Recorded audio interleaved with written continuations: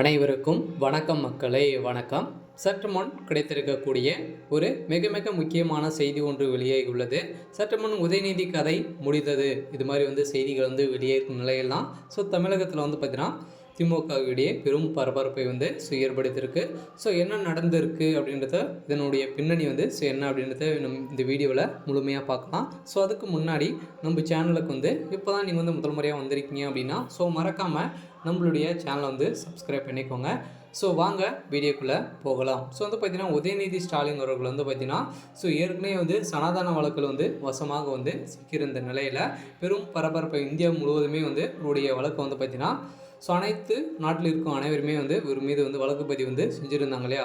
இந்த வழக்கை அனைத்துமே பார்த்தீங்கன்னா இன்று நிலுவைக்கு இருந்த நிலையில் இவருடைய கதை பார்த்தீங்கன்னா முடித்திருக்க நிலைமை வந்திருக்கு. ஏற்கனவே பார்த்திங்கன்னா துணை முதல்வராக அறிவிப்பு வெளியேறும் நிலையில் பார்த்திங்கன்னா உதயநிதி ஸ்டாலின் அவர்களுக்கு துணை முதல்வர் பதவி செய்யல அப்படின்ற மாதிரி தான் செய்திகள் வெளியாயிருக்கு. இப்போ செந்தில் பாலாஜி அவர்கள் புழல் சிறையிலேருந்து வெளியே வந்திருக்கார் இல்லையா. இதனால் பார்த்திங்கன்னா துணை முதல்வர் பதவி செந்தில் பாலாஜிக்கு கொடுக்கலாம் அப்படின்ற மாதிரி எதிர்பார்ப்புகள் இருந்து வருகின்ற நிலையில் இதன் நிலை அடிப்படையில் தான் பார்த்திங்கன்னா உதயநிதி ஸ்டாலினுடைய கதை ஒட்டுமொத்தமாக இந்திய மக்கள் அனைவருமே முடிக்கக்கூடிய அளவிற்கு அவருடைய சனாதன பேச்சு இப்போ பார்த்திங்கன்னா சூடுபிடிச்சு தொடங்கியிருக்க நிலையெல்லாம் பெரும் பரபரப்பை ஏற்படுத்தியிருக்கு. ஏற்கனவே பார்த்திங்கன்னா உதயநிதி ஸ்டாலின் அவர்கள் ராஜஸ்தான் சிறையில் உதயநிதி ஸ்டாலின் அடைக்கப்பட்டு இருந்த நிலையில் பெரும் பரபரப்பை ஏற்படுத்தியிருந்துச்சு இல்லையா. இதன் அடிப்படையில் திமுகவுடைய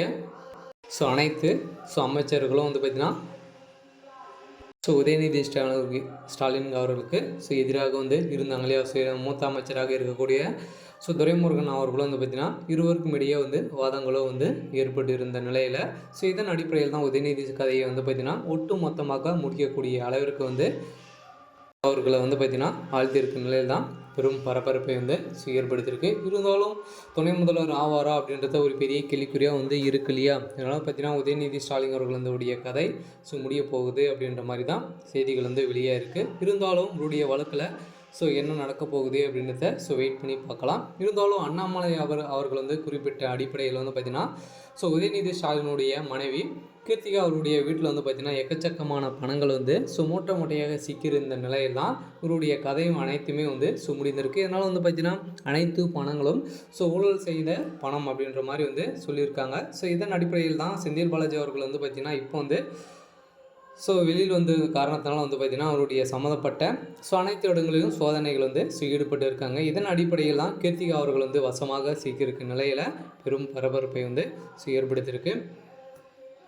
இருந்தாலும் இவருடைய வழக்கில் உதயநிதி ஸ்டாலின் அவர்கள் இரவோடு இரவாக கைது செய்யப்படுறதுக்கான அனைத்து ஏற்பாடுகளும் நடந்திருக்கு. இருந்தாலும் என்ன நடக்க போகுது அப்படின்றத வெயிட் பண்ணி பார்க்கலாம். இது மாதிரி அரசியல் சார்ந்த நிகழ்வுகளை தெரிஞ்சுக்கணும் அப்படின்னா மறக்காமல் நம்மளுடைய சேனலை சப்ஸ்கிரைப் பண்ணிக்கோங்க. தேங்க்யூ.